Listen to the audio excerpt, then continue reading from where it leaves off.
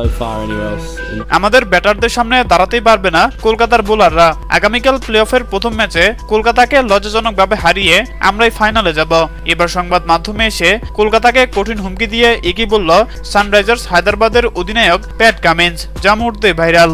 দর্শক, আগামীকাল প্লে-অফের প্রথম ম্যাচে মুখোমুখি হবে এবারের আসরে অন্যতম দুই শক্তিশালী দল কলকাতা নাইট রাইডার্স এবং সানরাইজার্স হায়দ্রাবাদ। আর এই দুই দলের মধ্যে যেই দল জিতবে সেই দল ফাইনালে উঠে যাবে। আর তাই তো এমন মহা গুরুত্বপূর্ণ ম্যাচের আগে এই দুই দলের ভক্ত সমর্থকদের মধ্যে উত্তেজনার শেষ নেই। উল্লেখ্য যে এর আগে গ্রুপ পর্বে এই দুই দলের দেখায় 4 রানে জয় পেয়েছিল কলকাতা নাইট রাইডার্স। তবে হায়দ্রাবাদের ব্যাটাররাও কম শক্তিশালী নয়। প্রত্যেকটা ম্যাচে বিধ্বংসী ব্যাটিং তাণ্ডব চালিয়ে প্রতিপক্ষ বোলারদেরকে রীতিমতো কুচুকাটা করছে হায়দ্রাবাদের ব্যাটাররা। আর তাই তেমন মহা গুরুত্বপূর্ণ ম্যাচের আগে আজ ম্যাচ পূর্ববর্তী সংবাদ মাধ্যমে এসে হায়দ্রাবাদের ক্যাপ্টেন প্যাট কামিন্স বলেন, আগামীকাল কলকাতাকে লজ্জাজনকভাবে হারিয়ে প্রথম দল হিসেবে আমরাই ফাইনালে যাব।